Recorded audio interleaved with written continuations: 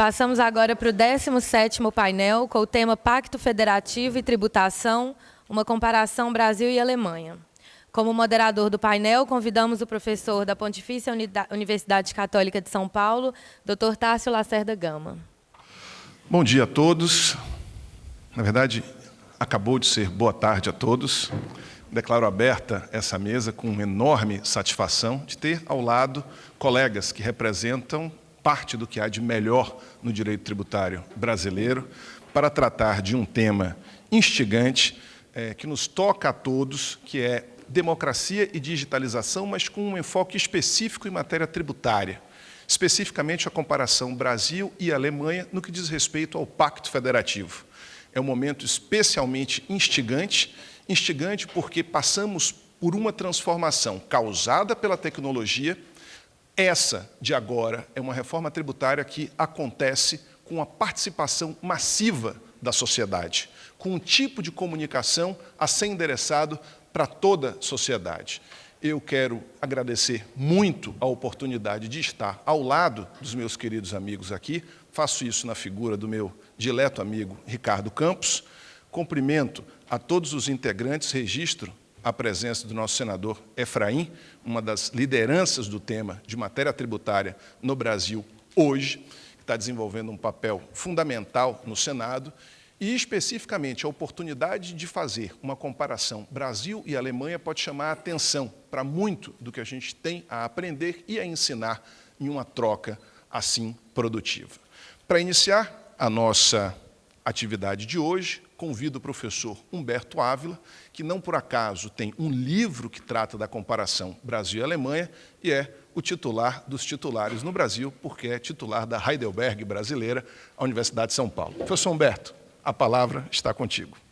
Uma satisfação poder participar dessa mesa. Quero cumprimentar os colegas de mesa, professor Tássio Lacerda Gama, professor Eduardo Maneira, professora Daniela Borges, cumprimentar todos os presentes, na figura dos eminentes ministros Marcelo Navarro e Luiz Felipe Salomão e todos os presentes. Eu vou tentar falar os meus 15 minutos de uma maneira leve, pretensamente bem-humorada. Nós vamos falar sobre a comparação entre Brasil e Alemanha e eu queria já começar de largada lembrando daquela história em que um brasileiro vai comer uma feijoada com o Fritz. E o Fritz diz para o brasileiro, ele que viajava o mundo inteiro vendendo máquinas de tomografia, disse que o que me incomoda no Brasil é que quando o brasileiro diz "estou chegando", eu levanto da cadeira, olho para a porta e o brasileiro não chega. E aí ele pergunta, que é "tô chegando"? Aí o brasileiro responde, não, quando diz "tô chegando", é que, na verdade, ele está saindo. Tá? E aí o alemão, muito esperto, diz assim, tá, mas e o que quer dizer "tô saindo"? Ah, meu amigo, quando diz "tô saindo" é que tem que tomar banho, tirar a coisa da máquina e dar comida para os cachorros. Mas o mais problemático é quando o sujeito diz 15 minutos. Porque 15 minutos no Brasil é o tempo mágico. No Rio, da Barra para o Leme, 15 minutos. São Paulo, da Moca para a USP, 15 minutos. Mas sempre que o brasileiro diz, usando o diminutivo, quanto tempo ele vai chegar, meu amigo, 5 minutinhos é um problema. Porque 5 minutinhos pode ser tanto que o sujeito está chegando, está a 100 metros, quanto pode ser que ele está a 27 quilômetros. E há quem tenha dito já 5 minutinhos e nunca tenha chego. Muito bem. Por que eu estou dizendo isso? Porque nós estamos hoje no Brasil num processo de reforma constitucional que toca no princípio federativo, que é um princípio comum entre Alemanha e Brasil, mas não só entre esses países, mas também outros países de que são exemplo, Canadá, Áustria, Suíça, Índia, entre outros tantos países. E aí surge a pergunta, mas enfim, o que significa o princípio federativo. Será que nós podemos simplesmente comparar diretamente ou nós precisamos usar algum filtro? Por que isso é importante? Porque a nossa Constituição ela é muito diferente da Lei Fundamental Alemã. Muito diferente. Basta dizer duas coisas. Número um, que nós temos regras específicas de competência para cada ente federado, o que não encontra par na Lei Fundamental Alemã, que tem apenas uma seção intitulada Regime Financeiro, das Finanzwesen, onde há regras de repartição de receita e algumas regras de competência, e apenas a menção às espécies tributárias, sem, todavia, a especificação de fato gerador, base de cálculo e tudo aquilo que a gente conhece. O segundo fato que eu quero destacar é que, se nós fizermos uma comparação, talvez grotesca, mas ainda assim ilustrativa, a nossa Constituição, na parte de direito tributário e direito financeiro, tem 14.000 palavras. A Lei Fundamental Alemã tem 4.500 palavras. A nossa Constituição, do ponto de vista da sua extensão e do ponto de vista da sua minúcia, é 3 vezes maior do que a Lei Fundamental Alemã. Portanto, uma comparação direta deixaria de lado essas particularidades. Mas, mesmo assim, as duas Constituições têm o princípio federativo. Nós sabemos que um princípio é aquela norma que se caracteriza por ser genérica em elevado grau, isto é, faltar especificações quanto a informações importantes, e vaga em elevado grau, isto é, faltar uma precisão com relação a quais os casos em que há aplicação e quais os casos em que não há aplicação. Isso é importante porque, se nós conversarmos do ponto de vista mais abstrato e genérico, nós todos vamos concordar. A partir do momento em que a gente vai descendo para um aspecto mais concreto e mais individual, nós vamos começar a conflitar. E é precisamente o que acontece no que se refere ao princípio federativo. Para mim, o princípio federativo envolve duas ideias que precisam estar sempre presentes, e nenhuma das duas pode estar na máxima presença. É sempre uma equação entre uniformidade e autonomia federativa. Então, submissão a regras comuns e um poder de deliberar questões de maneira individualizada e sem a influência de fatores externos. Mas agora vejam só, se nós tivermos uniformidade absoluta, nós não vamos ter federação, nós vamos ter um Estado único. Se nós, todavia, tivermos autonomia absoluta, também não teremos federação, teremos Estados independentes. Quando é que há, então, federação? Quando houver um equilíbrio entre uniformidade, regras comuns, e autonomia, poder de deliberação. Essa equação faz com que as federações existentes no mundo sejam diferentes. Diferentes por quê? Diferentes porque tem uma equação mais para um lado e mais para outro lado. O que está acontecendo no Brasil? E aí vou direto para o ponto.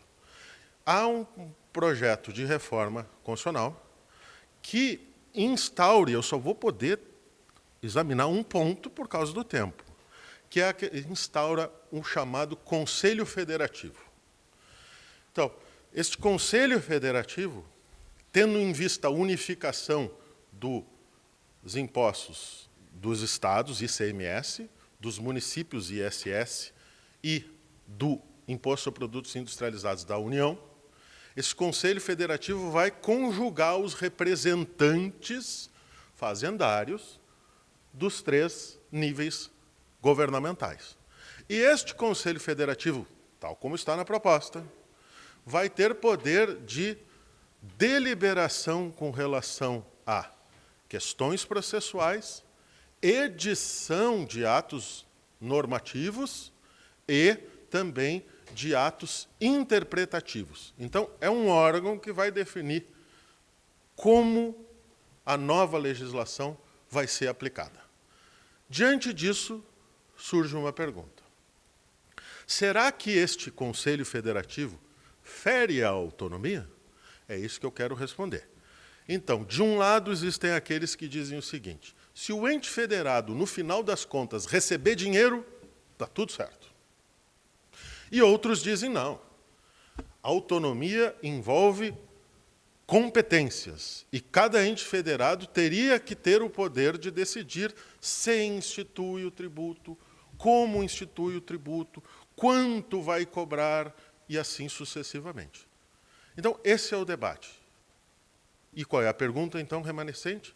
O que significa autonomia federativa que compõe um dos polos do princípio federativo? A meu juízo, não é só dinheiro que a gente está tratando aqui. E este é precisamente o problema do Conselho Federativo. Vejam só. Para ilustrar o que eu entendo que seja autonomia, eu vou dar 2 exemplos, com a permissão de todos vocês, prosaicos, mas, a meu juízo, muito ilustrativos. Primeiro exemplo. No início da minha advocacia, uma colaboradora minha, que morava no interior do Estado, me ajudava no escritório. Ela era perfeita. Ela só tinha um problema. Ela ligava o dia inteiro para sua família. Aí eu olhava, no início da carreira, aquela lista de ligações e precisava tomar uma decisão, né? Eu chamei ela e disse assim: eu acho que você tem que ligar para sua família. Afinal de contas, você é jovem e mora aqui sozinha, a sua família está no interior. Mas toda vez que você for ligar, tem que pedir para mim antes. Eu achei que isso provocaria o efeito de ela ligar menos. Mas não. Ela simplesmente não ligou mais para a família. Aí eu chamei ela com pena e desconfortável e disse assim: você vai ligar para a sua família, no mínimo 10 vezes por dia. Tá? Mas qual o significado? Pedir é uma desgraça. Ter que pedir para fazer alguma coisa é um problema. Agora, vejam só, qual é a crítica que foi feita pelo governador Ronaldo Caiado de Goiás? Essa reforma quer fazer com que os estados tenham que ficar de pires na mão no Conselho, e isso nós não vamos aceitar. Olhem só. Então, vejam só, a questão da autonomia tem que envolver um poder de deliberação realmente independente de autorização prévia, porque senão não há autonomia. Mas existe um segundo ponto que eu quero destacar também com um exemplo prosaico. Um filho de um amigo meu, filho adolescente, começando a sair com namoradas, pediu para o pai que se resolvesse a questão financeira dele. E assim foi feito. Foi dado um cartão, mas como era o cartão adicional, ele nunca sabia quanto dinheiro ele tinha. E o pai disse: mas não se preocupe, qualquer problema é só me ligar. O filho furioso: pai, eu não tenho como na frente da mina ficar ligando para ti e pedir dinheiro. E eu nunca sei quando chega aquela maquininha se vai ter dinheiro ou não vai ter dinheiro. Vejam só, ter autonomia é saber antes o que a pessoa tem para poder gastar, não depois. No projeto de emenda constitucional, não há uma repartição prévia do dinheiro que vai ser destinado a cada ente federado. Tudo vai ser decidido pelo tal do Conselho Federativo, depois. Tanto que o mesmo governador disse: eu não admito ficar vivendo de mesada, porque a autonomia envolve justamente um poder constante, existência de prerrogativas gerais, abstratas e prévias, e não simplesmente individuais, concretas e posteriores. Esses elementos são muito importantes, porque existe um último ponto que eu gostaria de destacar, ainda usando, com a permissão de vocês, exemplos prosaicos. No Brasil se costuma dizer que não se pode deixar para raposa definir como é que se cuida do galinheiro, porque a raposa vai deliberar tudo no sentido de comer as galinhas. Tá? Vamos imaginar que as raposas sejam os órgãos fazendários e que as galinhas sejam os contribuintes. Como é que funciona no Brasil hoje? Os estados são representados no Senado. O Senado representa a Federação Brasileira com representantes eleitos pelas galinhas. Como funcionam as regras, portanto? As galinhas votam noutras galinhas e essas outras galinhas decidem de acordo com os interesses de onde estão as galinhas na Federação Brasileira. Como funciona o Conselho Federativo proposto pela PEC 45? O Conselho é formado só de raposas. Olha que maravilha. Mas as raposas, elas representam quais interesses? O das galinhas ou os das raposas? Então, esse conselho é, na verdade, uma maravilha para as raposas, naturalmente, e não para as galinhas. Tanto é assim que hoje eu abri os jornais e há reportagens específicas dando conta de duas notícias.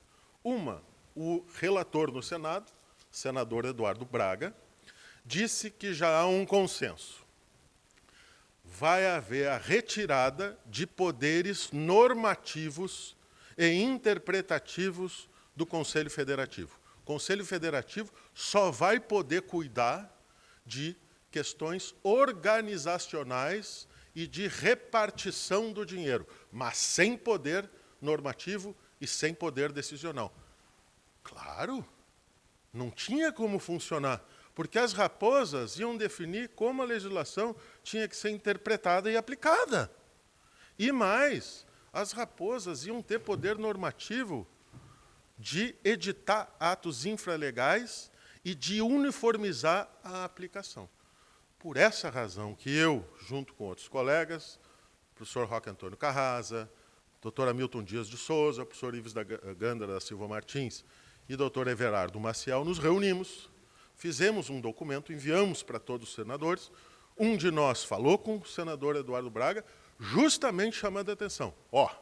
Esse Conselho Federativo aqui não vai funcionar. E, graças a Deus, e ao nosso trabalho, esse elemento foi retirado. Mas por que foi retirado? Porque falta a participação democrática. Que é uma questão simples, não é digitalização, é democracia? Pois é. Conselho Federativo, representando as raposas, não preserva o princípio federativo nem aqui, nem na China, ou nem na Alemanha, nem no Brasil, seja lá como for. Mas, mais do que isso, as regras estavam sendo deixadas para depois. Quanto o sujeito vai ganhar vai depender de como o Conselho Federativo vai deliberar. Portanto, nós estaríamos, espero que não estejamos, mudando de um sistema em que a repartição é prévia, de acordo com regras gerais e abstratas, para um sistema a posteriori de regras individuais e concretas, de um órgão representando os poderes fazendários. Não tem como funcionar isso. E, a meu juízo, e eu já estou terminando, há uma violação a dois princípios fundamentais, do modo como a PEC, nesse aspecto, foi apresentada. Princípio federativo, porque elimina a autonomia, tendo em vista, como eu disse, que a autonomia é a existência de um conjunto de prerrogativas constantes, prévias, gerais e abstratas, e não um conjunto de poderes a serem exercidos casuisticamente diante de um órgão formado por representantes fazendários. Mas esse não é só o único problema. Existe um segundo problema, que é um déficit democrático, porque este órgão ele não representa os contribuintes, representa, isto sim, os interesses fazendários dos estados. E haveria nesse aspecto, e eu vejo que os senadores se deram conta disso, um esvaziamento do Senado com relação ao estabelecimento das regras do jogo. Então, meus amigos, com essas breves palavras, com a permissão para esses exemplos mais prosaicos, mas muito ilustrativos, eu agradeço a atenção de todos. Excelente, professor Humberto. Não nos surpreende de nada, que já era a nossa expectativa. Aproveito para registrar a presença de algumas figuras ilustres na advocacia, a doutora Sayuri Ottoni e o doutor Rony Preuss, em nome dos quais cumprimento a todos os demais advogados presentes, e também registro a presença ilustre do ministro Luiz Felipe Salomão e Marcelo Navarro Ribeiro Dantas. Tá? Uma honra ter todos vocês aqui e os demais colegas também. De imediato, passo a palavra à minha querida amiga professora da Universidade Federal da Bahia, Daniela Lima Borges, que também é presidente da seccional da OAB Bahia. Já boa tarde, né, a todas e a todos. Ainda bem que eu fiz slides para comprovar que eu não fiz aqui, não vou fazer quase que uma repetição de algumas ideias já trazidas pelo professor Humberto. Eu quero iniciar falando da minha alegria de estar aqui compartilhando esse painel com o professor Humberto Ávila, professor Eduardo Maneira, e com o professor Tássio Lacerda. Quero agradecer imensamente o convite feito pelo querido amigo Rony Duarte, parabenizar pelo sucesso do evento, assim, unanimidade, todos que estão aqui, a qualidade, não é, do evento, cumprimentar também a querida Sayuri Ottoni, nossa secretária-geral do Conselho Federal, também aqui os ministros Salomão e o ministro Marcelo, e todos aqueles aqui que nos acompanham. Como eu disse a vocês, ainda bem que eu preparei aqui esses slides, porque senão ia parecer que eu estava aqui repetindo algumas ideias já trazidas pelo professor Humberto, e ainda bem que eu vou trazer aqui algumas considerações diferentes ao final para poder trazer algo aqui de diferente, de provocações. Eu quero começar dizendo a vocês que eu sou baiana, mas eu fiz a faculdade na Federal de Minas. E me lembro quando assisti uma palestra de um professor alemão, né, lá na UFMG. Eu não falo alemão, então era tradução simultânea. E alguém fez uma pergunta a ele sobre como era que a Alemanha pagava em razão de ordem judicial, de decisão judicial aqui. E o professor alemão não entendia a pergunta, e a pessoa que fez a pergunta finalmente resolveu explicar o que era o precatório no Brasil. E aí o professor, um pouco surpreso, me lembro muito da expressão dele, ele disse, não, na Alemanha, quando há uma decisão judicial mandando pagar, o Estado paga. E eu começo me recordando, né, dessa fala ainda estudante, porque, de fato, quando a gente vai fazer uma comparação, é extremamente importante a gente analisar não apenas as diferenças entre os marcos regulatórios, mas também entre as realidades fáticas. A comparação ela nos permite enriquecer as possibilidades a partir das quais a gente pode compreender melhor a nossa realidade e vislumbrar melhor caminhos e opções. Mas é muito importante a gente compreender essas diferenças de premissas fundamentais, já aqui, inclusive, sinalizadas pelo professor Humberto, ou seja, as nossas diferenças de fundamentos de validade de interpretação a partir das diferenças constitucionais, as diferenças entre a Constituição alemã e a Constituição brasileira, mas também as diferenças fáticas, as diferenças da realidade que existe entre o Brasil e a Alemanha. E aí eu vou, então, fazer aqui a análise do tema e fazer algumas considerações, o tema do painel, Pacto Federativo e Tributação, uma comparação Brasil-Alemanha, fazendo algumas considerações sobre a tributação, sobre produção sobre a tributação da produção e circulação de bens e serviços. E, óbvio, falando sobre essas diferenças do federalismo entre Brasil e Alemanha. O tempo é curto e não vou conseguir aqui tratar com profundidade, mas lembrar que a gente tem diferenças, né, estruturais, inclusive de formação desse federalismo. O federalismo alemão ele tem uma formação a partir da própria compreensão das cidades-estado, histórica, a partir de diferenças, a própria formação, né, do Estado alemão, ele se dá dentro de raízes muito sólidas de diferenças, a partir das quais se forma, né, ali uma compreensão de Estado a partir de regiões, de territórios e de cidades-estados que se entendiam e se percebiam autônomas. diferentes do federalismo brasileiro, que vem efetivamente como algo copiado dentro de algo que veio no movimento de independência dos Estados Unidos e que, né, vinha ali como o posto dentro dos movimentos do novo marco, né, de Estado Democrático de Direito, e de cima para baixo. Mas, apesar disso, eu acho que é muito importante, apesar dessa diferença, né, de formação do federalismo brasileiro e do federalismo alemão, e outros pontos aqui importantes, né, de desdobramento, eu acho que é muito importante a gente perceber a relação que existe entre o federalismo e a democracia, e a necessidade da gente compreender o federalismo como algo indispensável e necessário no nosso país, no Brasil. Porque a realidade é que, quando a gente analisa a Constituição alemã, o professor Humberto colocou isso, já antecipou, a gente consegue observar que existe um detalhamento muito menor da repartição de competências. A própria questão da legislação tributária está praticamente toda concentrada na esfera federal. Mas isso não traz os mesmos riscos do que no Brasil, porque a gente tem, dentro da realidade histórica de autonomia e de compreensão aqui, né, dessas autonomias e dessa realidade alemã, uma realidade muito diferente da brasileira. Então, no Brasil, a despeito de toda a descrição de repartição de competências e de cuidados que se tem com a estruturação do federalismo, a gente sabe que, quando a gente vai para a análise da realidade hoje, né, da efetividade da autonomia desses entes federativos, a gente sabe que essa autonomia se dá num plano de precariedade maior, muitas vezes, né, numa dimensão que é resultado, em certa medida, dessa formação do federalismo no Brasil, em que, de fato, a gente tem a união, né, dentro de uma dimensão de concentração mesmo da sua forma, né, de atuação e de concentração de poder e de decisões.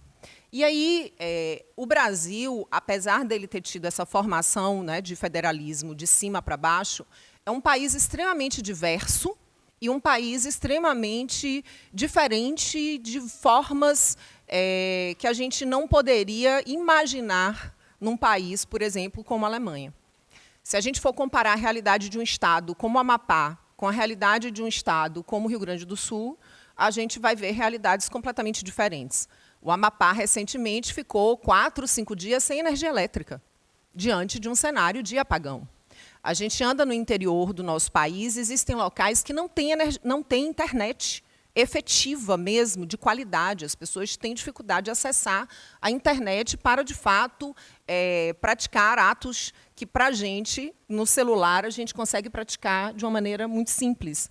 Então, são realidades num plano de acesso, são diferenças do plano de compreensão de culturas, ou seja, é um país diverso em dimensões que só o federalismo é capaz de garantir em plenitude o respeito a essas diversidades e a potência de possibilidade de garantia, né, de promoção, de efetividade de direitos com respeito a essas diversidades. E, ao mesmo tempo, de promoção de desenvolvimento, observando essas diferentes realidades do país. Uma política necessária para a promoção do desenvolvimento no Rio Grande do Sul é diferente da necessidade das políticas de promoção para o desenvolvimento do estado do Amapá. E não estou aqui falando da minha Bahia, mas pegando, né, estados opostos para mostrar situações efetivamente opostas. Importante a gente lembrar que o que define um país como um estado, como uma federação, não é o nome federação. O Brasil não é uma federação porque o artigo 1º diz que o Brasil constitui-se numa república, né, federativa. O que vai caracterizar um país como uma federação são as características de uma federação. E aí toda a teoria sobre a federação vai elencar diversas características, além, né, claro, da gente ter uma união de entes dotados de autonomia, unidos por um vínculo indissolúvel, mas a gente tem as características. Não vou elencar todas, mas a gente tem, além da presença, por exemplo, de um tribunal constitucional, uma Suprema Corte, a gente tem a autonomia. E a autonomia, quando ela é trazida, né, pela maior parte dos autores, ela é trazida focada num tripé de autogoverno, de auto-administração, de auto-organização. E dentro, né, desse tripé de autonomia, se traz a questão da autonomia financeira. E aí vem a discussão apresentada pelo professor Humberto, o que efetivamente garante esta autonomia financeira. E aí, se fontes próprias de receita, e por isso a importância da repartição de competências tributárias, que é quando a Constituição dá aos entes federativos a competência para criar e decidir, em última instância, sobre o tributo, se aumenta, se diminui, se vai efetivamente regulamentar de que maneira esses tributos vão ser criados, e a diferença entre a repartição de receita.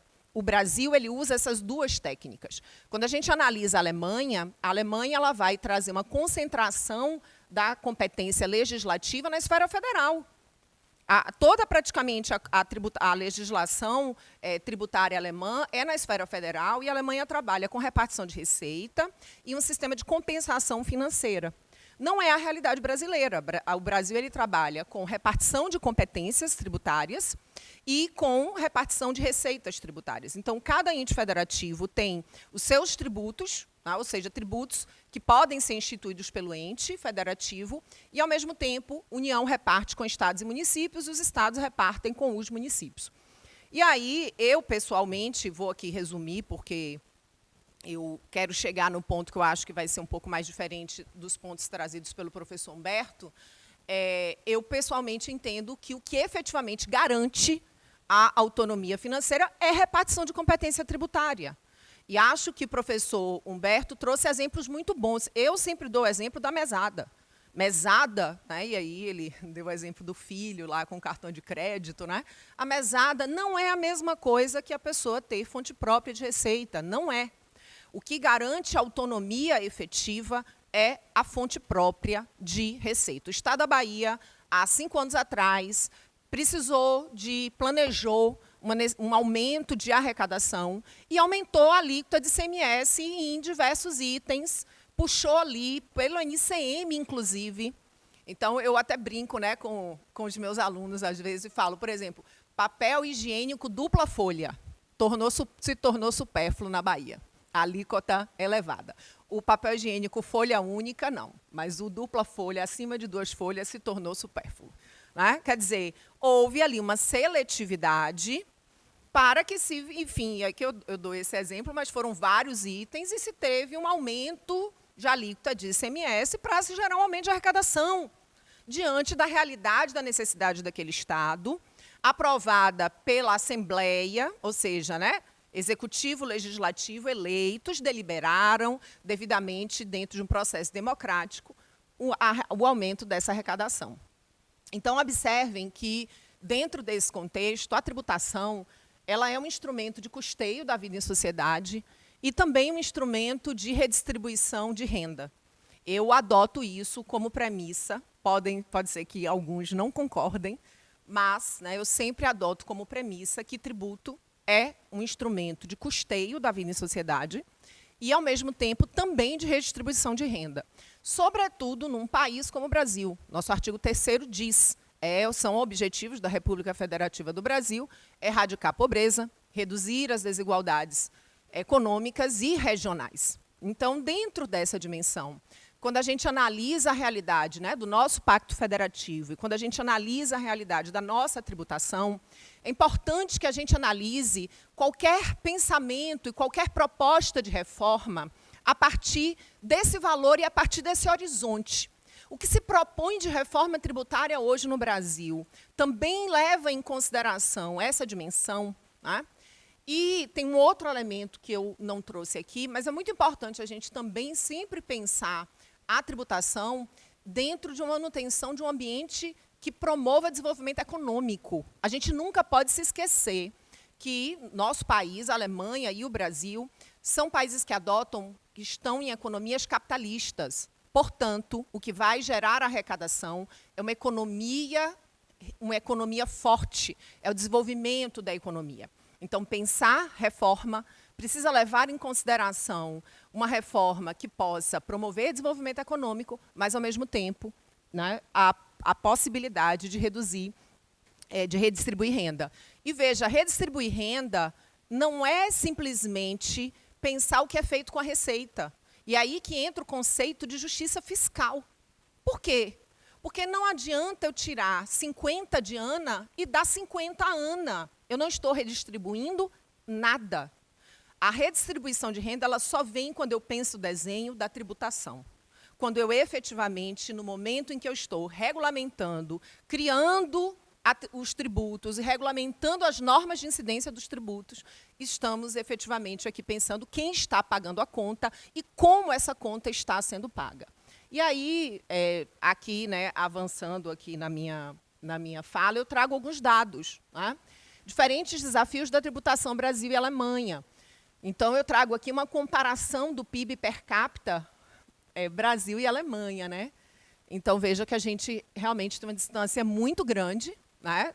Isso não precisava do dado, mas eu acho que ver o número é importante. Então, comparar a realidade da Alemanha com a realidade do Brasil, a gente tem que levar isso em consideração. A gente sabe que todos os países da Europa enfrentam uma crise, né, que tem a ver, inclusive, com a globalização, com as dificuldades de arrecadar que todos os países enfrentam em fase da globalização. Mas a gente tem essa realidade. E também esse desafio que se dá entre a desigualdade entre os estados. Acho que esse também é um elemento muito importante. Porque quando eu trago aqui para vocês, não é, o objetivo do artigo 3º da nossa Constituição, que temos, né, ali o objetivo de reduzir as desigualdades regionais, vejam que a desigualdade regional no Brasil, entre os nossos entes federativos, é muito maior. É só um esclarecimento aí que eu deveria, né? O Brasil está em real e a Alemanha está em euro, né? Então, o PIB per capita, já imaginou se o DF tivesse em euro, né? Mas está em real e a Alemanha tá em euro aí. Então, a gente tem um PIB per capita, e a gente pode observar que a diferença não é que não exista desigualdade na Alemanha entre os estados, mas a gente consegue observar rapidamente que entre os 16 estados federativos alemães existe uma diferença bem menor do que entre os 27 estados brasileiros, uma diferença, né, bem gritante. E um outro dado aqui que eu quero... Ficou bem ruim, não está muito legível, né? Mas eu vou aqui focar aqui no que eu acho que é importante, é vocês observarem que o primeiro, aqui nessa linha, na tabela, é a Alemanha, e aqui é como está distribuída a carga tributária. Então, como vocês podem observar, o roxinho é justamente a tributação do consumo, é justamente a tributação da produção e circulação de bens e serviços. E aí vejam que a Alemanha ela tributa muito menos a circulação de bens e serviços do que o Brasil. O Brasil é aquele segundo ali que eu grifei de amarelo, estão vendo? Então, a tributação da Alemanha sobre o consumo é bem menor do que a do Brasil. Esse também é um elemento a se levar em consideração. Inclusive, o Brasil é um dos países do mundo que mais tributa... Meu tempo acabou, foi isso? Ah. E aí, aqui... Eu estava olhando aqui. Inclusive, eu trago aqui, né, são dados da Receita Federal, em comparação a outros países da OCDE, vejam que o Brasil tributa o consumo bem acima da média. A média é aquele azul escuro, estão vendo ali. O Brasil é aquele verdinho. O Brasil é aquele verdinho, né? Então, o Brasil já está bem acima da média na tributação do consumo. E a Alemanha, inclusive, está abaixo da média na tributação do consumo. Então, o Brasil, e aí eu vou até voltar no slide anterior aqui, observem que quando a gente olha o Brasil ali, que é o quarto da lista, dá para perceber bem que a maior arrecadação do Brasil é sobre o consumo. Ali o azul é renda, o vermelho é folha e o verdinho é patrimônio. Então, quando a gente analisa tudo que se arrecada no Brasil, a maior arrecadação do Brasil vem do consumo. E a gente está falando, então, de uma reforma, né, que está justamente focada nessa reforma dessa tributação do consumo. E aí, eu tenho aqui algumas considerações, então, a fazer sobre isso. Por quê? E aí, em razão do tempo, eu poderia aprofundar mais, mas não vou conseguir.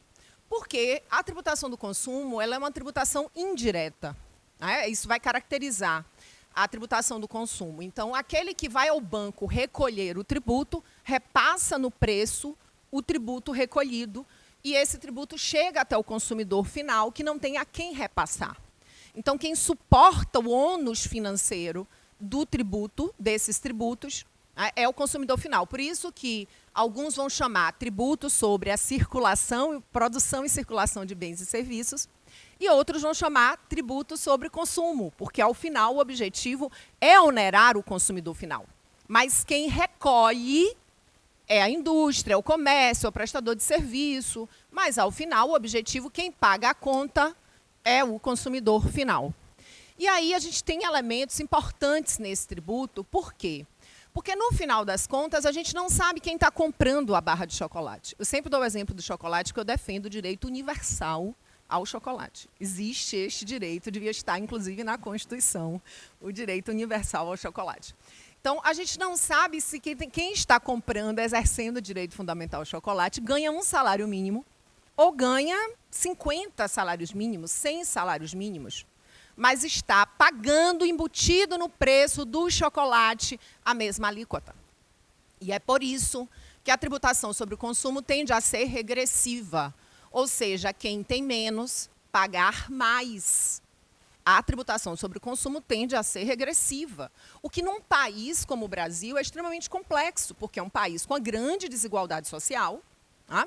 É um país que teria como objetivo reduzir essa desigualdade econômica e que concentra a sua tributação justamente na tributação que tende a ser regressiva. Daniela, tributo é a única forma de redistribuir renda? Claro que não. Mas a tributação é uma importante forma de redistribuir renda. E, como disse, não simplesmente no que se faz com o dinheiro, mas em como se divide a conta. Porque se eu tiro 50 de Ana e dou a Ana, eu não estou redistribuindo renda. Tá? Então, observem que dentro dessa realidade da tributação do consumo e das características da tributação do consumo no Brasil, a gente assiste agora na reforma a proposta de unificação no IBS, muito similar ao IVA. O professor Humberto falou do conselho, e a Alemanha tem um conselho, né, professor? Algo bem parecido aqui. Não é igual, mas, enfim, existe aqui um conselho que é formado também, já, né, tendo em vista justamente a questão dessa legislação que é federal. Vai ter aqui um conselho que vai ter um papel importante nessa parte tributária, uma vez que a legislação é praticamente toda federal. E como é que fica, então, né, esses desafios postos, a gente pensar a unificação do IPI, ICMS e ISS, essa concentração, né, dessa arrecadação, não da arrecadação, a concentração dessa legislação na esfera federal, com a repartição da receita em relação à, né, União, Estados e municípios. Eu assisto às propostas de reforma desde que eu estou na faculdade, né? Professor Maneira, inclusive, eu era aluna da UFMG, professor, não vou falar a idade dele para poder não ficar, né? Ele é jovem também, então não vou. Mas as primeiras propostas de reforma não tinham a previsão dos estados e dos municípios poderem fixar as alíquotas. Isso, ao longo dos anos, foi uma evolução das propostas das reformas, né? Mas a gente tem aí, na verdade, na minha avaliação, a gente continua tendo um desenho no qual a gente não terá garantida a autonomia efetiva dos estados. Meu tempo já terminou, eu queria ainda trazer, gente, mais uma provocação. Então, eu quero aqui só, neste ponto, concluir com uma provocação. Neste ponto, eu sempre perguntei, por que não unificamos o IBS e deixamos na competência dos estados? Essa é uma pergunta. Poderíamos fazer um outro desenho tributário. Algumas pessoas dizem assim, mas temos a guerra fiscal, né? Mas temos formas de resolver a guerra fiscal, por exemplo, com o CONFAS. Os desafios que nós temos postos, eles não vão deixar de existir. Os problemas que nós temos para não cumulatividade não vão deixar de existir. A União Federal, ela cria também uma série de obstáculos ao aproveitamento de crédito no PIS/COFINS. Então, eu fico vendo toda a propaganda sobre a reforma tributária como se houvesse a solução para todos os problemas de não cumulatividade. sendo que mas uma boa parte dos problemas que nós temos de não cumulatividade já poderiam ser resolvidos pelos estados e pelos municípios, se eles não colocassem óbices aos aproveitamentos de crédito. Então, quem nos garante que, com a reforma, nós não continuaremos tendo obstáculos aos aproveitamentos de crédito, aos conceitos do que é insumo e do que não é insumo? Vamos ter, efetivamente, a devolução dos créditos em dinheiro, como acontece na Europa? Se vamos nos inspirar no IVA, por que, então, não passamos, né, a devolver? E aí há essa promessa, mas eu, sinceramente, não acredito que vai acontecer, viu, gente? E para terminar mesmo agora, a Tássia está me olhando feio ali, mas é a última coisa que eu queria... A última coisa que eu queria dizer a vocês, porque é algo que me incomoda muito na proposta de reforma, é uma não compreensão da importância da seletividade. Essa reforma ela vem muito inspirada no modelo do IVA europeu, em se trabalhar com uma alíquota única, uma alíquota reduzida e praticamente não se ter mais a possibilidade da seletividade. A tributação do consumo ela é uma tributação indireta. Então, você não tem como saber efetivamente quem está comprando. A seletividade ela termina sendo uma forma indireta de se tentar alcançar a capacidade contributiva daquele comprador. Quando você tem alíquotas maiores sobre produtos supérfluos e alíquotas menores sobre produtos essenciais, essa é uma forma de se calibrar esse tributo, sobretudo num país que concentra a sua tributação nessa tributação sobre o consumo e, sobretudo, num país que efetivamente, né, tem as desigualdades que a gente vê hoje no país. Então, para mim, esse ponto, né, de se ver a seletividade como inimigo é um grande equívoco, inclusive se criando um imposto extra, se vamos simplificar, por que não deixamos só o IBS, dentro do próprio IBS, a possibilidade de se ter ali o combate, né, e ali a política extrafiscal ligada ao combate, enfim, né, a inibição do consumo de tabaco e bebida. Então, se tem, além do IBS, a proposta de um imposto extrafiscal sobre bebidas, tabaco, enfim. Então, acho que esse é um ponto também importante que a gente deveria observar. Então, termino aqui com uma frase, né, na verdade, é uma conclusão. O tributo não é um fim em si mesmo, é meio, mas é meio sem o qual, nas sociedades capitalistas, os entes federativos não são dotados de autonomia efetiva. Além disso, na condição de instrumento, é salutar que nos países com grandes desigualdades econômicas e regionais, o tributo, além de instrumento de custeio, também seja meio para a redução dessas desigualdades. Muito obrigada. Parabéns, professora Daniela. Eu olhava ao final e as pessoas que fazem a tradução e acompanhavam a sua palestra concordando, porque elas perceberam aquela dualidade que a gente comentava há pouco. A professora Daniela, ela é fofa ou ela é brava? Ela é fofamente brava. E ela disse a todos aqui, ai de vocês se sentirem fome. Por isso, me compadecendo com o olhar gentil do meu querido amigo Eduardo Maneira, uma das lideranças do direito tributário brasileiro, professor da Universidade Federal do Rio de Janeiro, passo a palavra logo a ele, lembrando que alguns pontos estão ficando claros aqui. Existe uma diferença cultural muito grande entre Brasil e Alemanha. A outorga de competência ausente na Constituição alemã não torna a Alemanha menos federação, e ao dado propaganda, fruto desse momento de digitalização dos meios de comunicação que transformou completamente a maneira de se discutir reforma tributária. Retomando a palestra do Marcos Vinícius Furtado Coelho, oxalá isso que está gravado transcenda esses muros, porque transcender muros é o desafio de todo mundo que lida com direito, que discute política tributária. Ela não é mais um momento de reforma dos especialistas. Professor Maneira, tudo a postos? Está contigo a palavra. Boa tarde a todos. Cumprimentar a mesa, professor Tasso, professor Humberto, professora Daniela, cumprimentar a plateia na pessoa do professor Rony Duarte, dos ministros Marcelo Navarro e Reinaldo da Fonseca, de todos os amigos aqui presentes. Eu não vou ficar cumprimentando todos que eu queria, porque eu aprendi, outro dia o vice-presidente Alckmin disse que se deve fazer 2 citações apenas para não se alongar muito. e um prefeito do interior ficou com aquilo na cabeça e foi inaugurar uma obra do cemitério.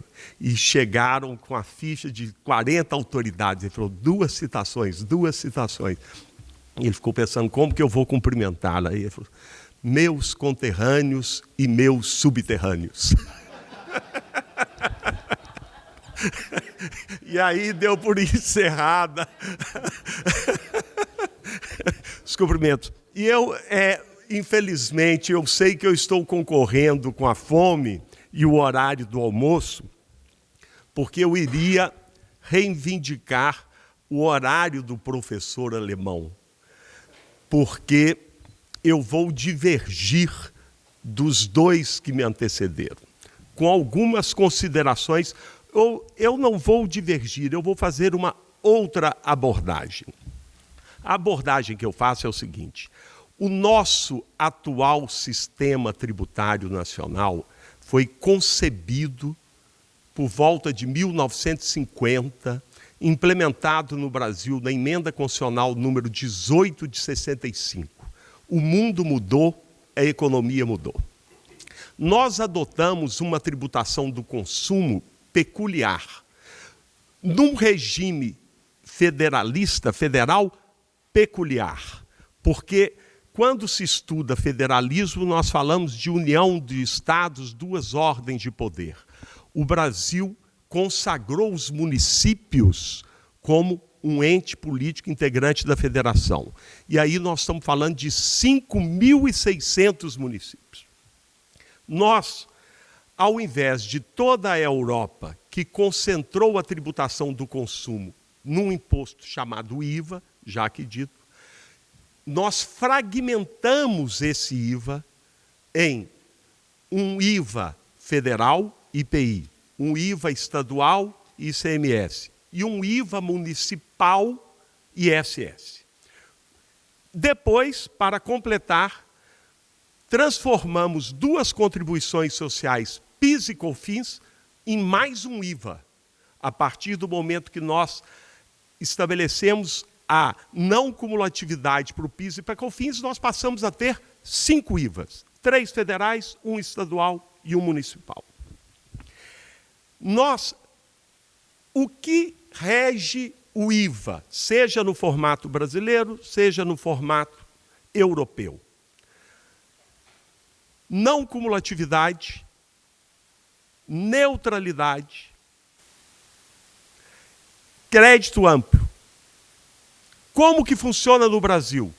Nós temos... Por que a não cumulatividade? É uma meio expressão que é adotada no Brasil, mas que significa você tributar somente sobre o valor acrescido. Daí o nome europeu IVA.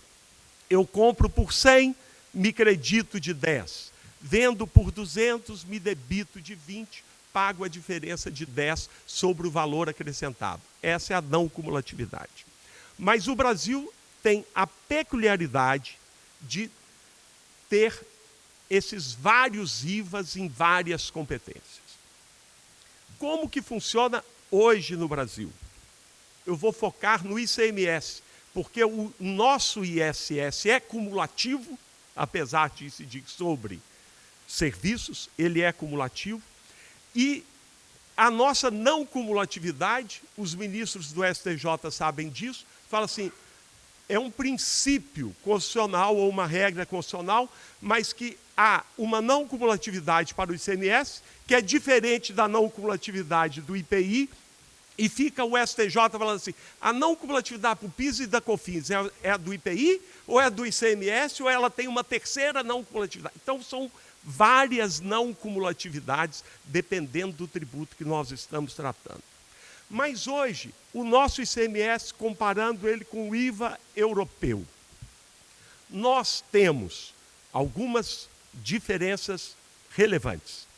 A tributação nossa é principalmente na origem, e a do IVA europeu, alemão, no destino. O que é que significa?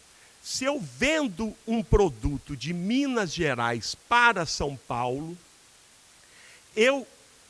parte daquele ICMS fica em Minas, numa operação interestadual, vamos imaginar uma alíquota de 18%, numa operação interestadual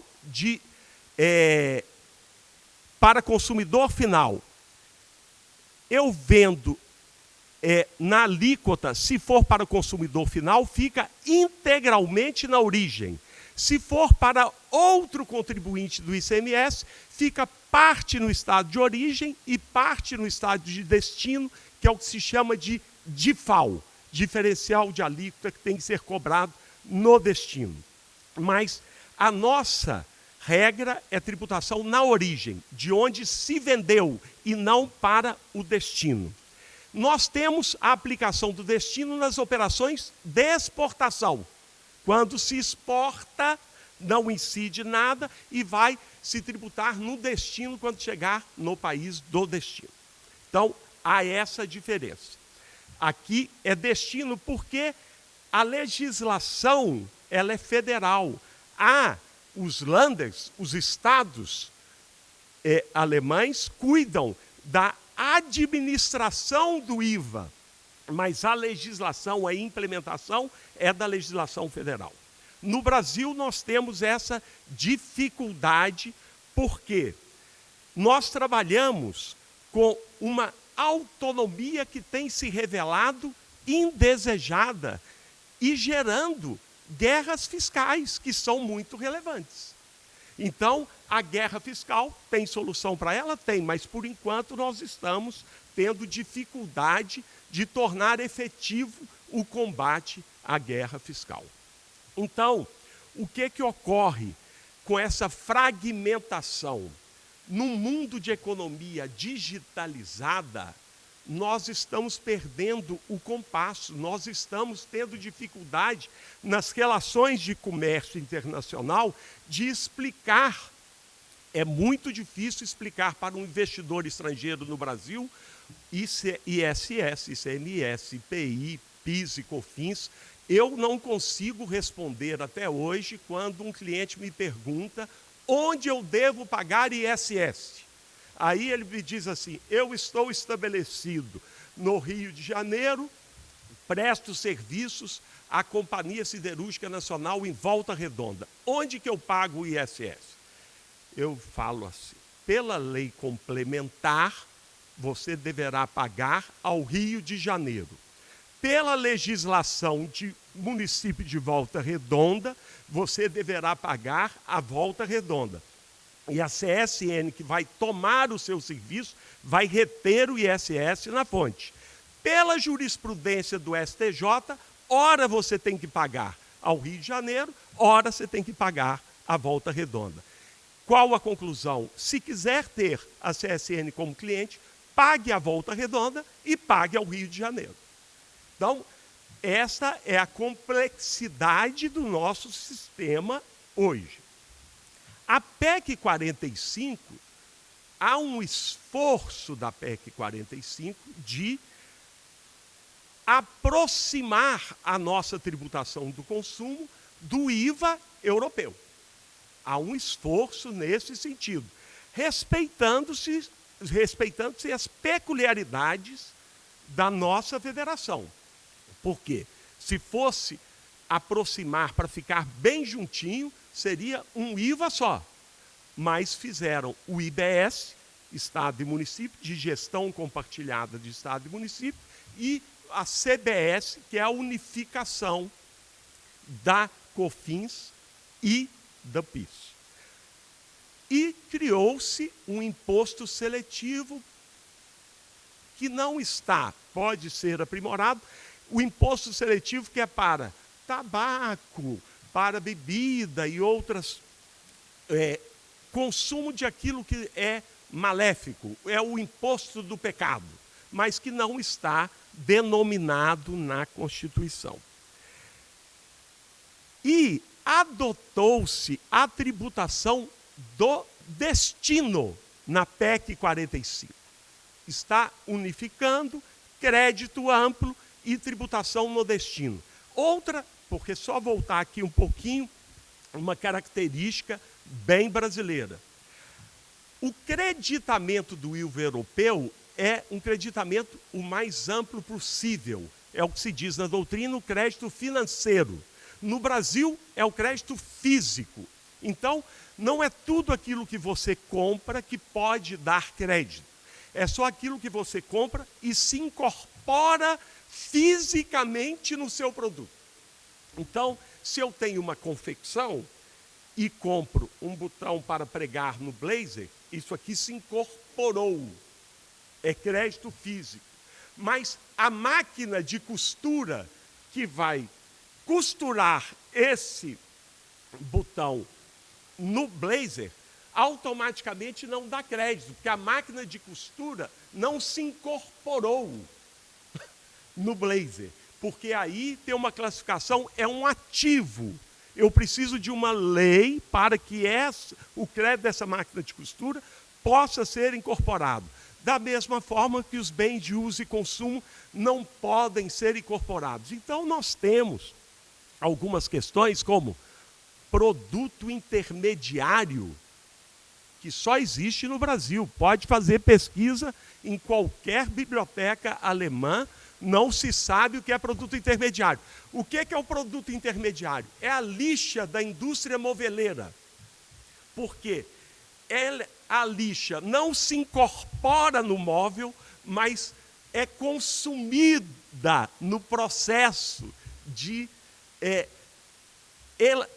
confecção daquele móvel. Ela vai ser consumida, então é intermediário, então deve dar crédito. Quem no Brasil se especializar em não cumulatividade, do modo como é o sistema hoje, tem serviço garantido. Assim, você é bacharel em direito, é advogado tributarista? Não, sou especialista em não cumulatividade. Vai viver muito bem, obrigado. É isso que se está tentando, o esforço dessa PEC 45, de se aproximar de uma realidade europeia. E aí, quando se fala, porque se tinha uma coisa que era interessante no atual sistema, era a tributação na origem. Porque a tributação na origem, ela é típica de mercado integrado. Não existe barreiras alfandegárias entre Minas e São Paulo, Rio e São Paulo. Então, a técnica da tributação da origem é adequada no mercado integrado. E agora optou-se por uma tributação no destino, com nota fiscal eletrônica em que vai ter a alíquota do município do destino, do estado do destino. E o que é a parte da União na CBS. Daí a razão do Conselho Federativo. Mas o Conselho Federativo, que eu concordo, tal como estava na redação da Câmara da PEC 45, extrapolava muito a sua função, mas eu enxergo o Conselho Federativo como uma grande Câmara de compensação. Como uma grande Câmara. Na hora que você emite a nota fiscal, tem que ter uma Câmara de compensação para saber o que vai para cada um dos entes tributantes do destino. É uma questão meramente operacional e que precisa de... Este modelo só é viável com a tecnologia atual e com os modelos que nós temos de nota fiscal eletrônica. Senão seria impensável. Mas, comparando com a Alemanha, a Alemanha nunca teve, até recentemente, problemas. A Europa, se nós formos a congressos de direito tributário na Europa, o que se discute é preço de transferência, é imposto de renda, o nômade digital, o IVA. Não é problema. Não era problema. E aí, nesse diálogo Brasil-Europa, nós vamos poder aprender com eles na medida em que estamos nos aproximando do IVA europeu. Uma questão básica, o ministro Reinaldo, o senhor acha que é possível hoje implementar no Brasil o tax-free? fez a compra lá, pede a restituição, vai pedir a quem? Com essa fragmentação da tributação do consumo. Aqui na Europa é possível. Muito bem, nós podemos aprender com eles muitas coisas, mas eles vão poder aprender conosco. Porque se a partir do momento em que ocorre uma integração cada vez maior da comunidade europeia, a comunidade europeia virou um Brasil. Para todos os problemas que nós temos de termos 27 ICMS, que são os 26 estados, mais o Distrito Federal, a Europa passa a ter agora. Porque apesar do IVA na Alemanha ser unificado, tem um IVA alemão, tem um IVA francês, tem um IVA espanhol, que estão num mercado cada vez mais integrado. O que as diretivas europeias estão apontando? Para a tributação na origem ao invés do destino, por causa da integração do mercado europeu. O que as diretivas europeias estão apontando? Para a substituição tributária, que eu pensei que fosse uma jabuticaba brasileira. Eles estão olhando e falando, olha, essa ideia é boa. Então, dentro dessas possibilidades de diálogo entre Brasil e Europa, eu gostaria de encerrar dizendo o seguinte: não há como salvar o atual sistema tributário. Ele está ultrapassado, precisa se adequar a uma nova economia em que o serviço vai ser o protagonista, não vai ser a mercadoria. O conceito de mercadoria precisa impor sobre bens e serviços. Hoje, se falar mercadoria é difícil. Nós vamos ter que fazer uma adequação, uma mutação constitucional para enquadrar esse conceito de mercadoria. A gente não sabe download, o que significa isso. Ou seja, a modernização da nossa tributação do consumo, eu acho que ela é absolutamente necessária. O aprimoramento da PEC 45, que está para ser votada ainda este mês, e com 377 emendas. Hoje tem 377 emendas. A maioria, infelizmente, é para piorar a PEC, porque é para continuar criando, mantendo exceções, privilégios, etc., ampliando o rol. O que eu, na minha compreensão, nós que discutimos reforma tributária há 30 anos, eu sou o mais antigo da mesa, Daniela não quis dizer, mas obviamente eu sou o mais antigo da mesa. Desde 93 se discute reforma tributária no Brasil, e havia um consenso na academia, até 2010, 2014, da unificação da tributação do consumo.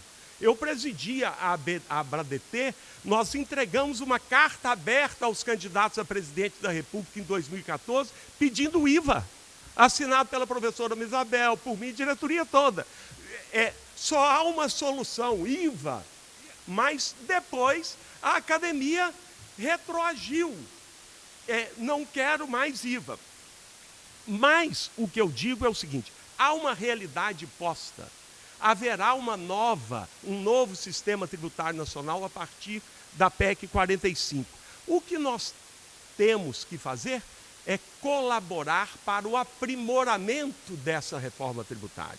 Então, se o Conselho Federativo está péssimo, como fazer para melhorá-lo? Porque nós vamos precisar dele como essa Câmara de Compensação, essa tributação no destino. Nós temos IBS, nós temos CBS. Na hora que vai saber assim, quanto que vai para cada... Mas como uma coisa muito mais burocrática do que como mais uma fonte de normativa, de expedir esse poder excessivo ao Conselho Federativo, obviamente que não é aconselhável.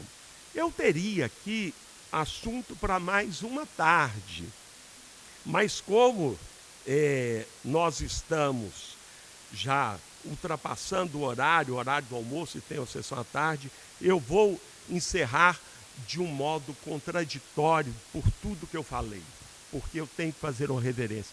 Concordo com tudo que o professor Humberto disse e com tudo que a Daniela disse também.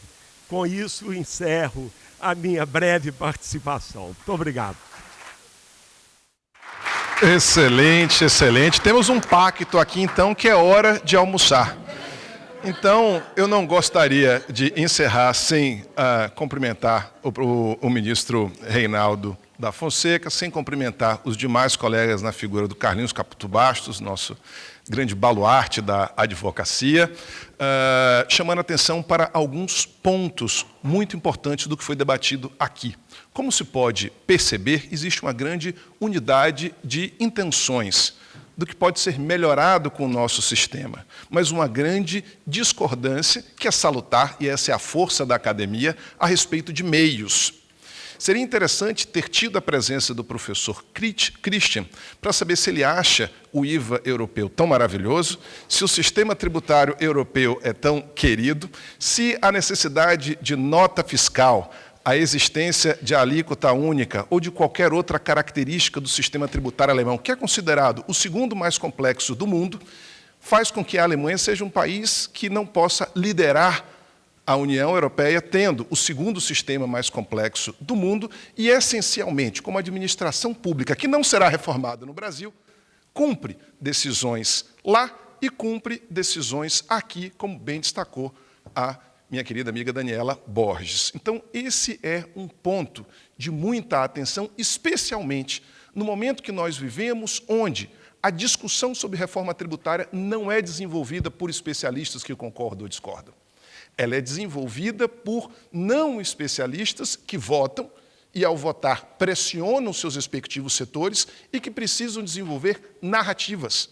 A narrativa e a propaganda é a característica do momento que a gente vive e demanda, como dito em vários outros momentos, um novo posicionamento da comunidade acadêmica para não perder a sua relevância. Ou nós nos comunicamos com grandes parcelas da sociedade, ou não teremos relevância para conduzir o debate. Haja vista que no passado, quem fez o sistema de 1965? Quem fez o sistema de 1988? Quem fez as transformações para que a gente tenha um sistema que a gente tem hoje? E o PIS e COFINS, depois da jurisprudência do STJ e da jurisprudência do Supremo, na minha modesta opinião, não necessita de nota fiscal, não tem discussão sobre crédito indevido e nota fiscal indevida, é um tributo muito mais abrangente do que o IVA europeu, é muito melhor do que o IVA europeu, o PIS e COFINS não o criado há 20 anos, mas o que existe hoje com uma jurisprudência vinculante que ou positiva.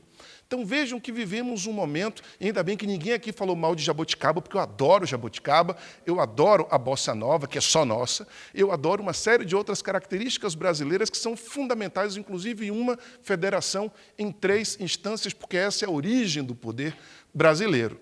Mas, como recomendação final, eu não vejo em nenhum país europeu a tentação de transformar a tributação, multiplicando em muitas vezes a tributação de um setor, subonerando outros com base na propaganda. Essa talvez fosse a principal lição que a gente teria que aprender com o professor Christian, de que é necessário regulação das versões que a internet veicula para que a gente não compre uma versão bonita, que todos nós concordamos, mas sob tributação a coisa nem sempre é mais simples.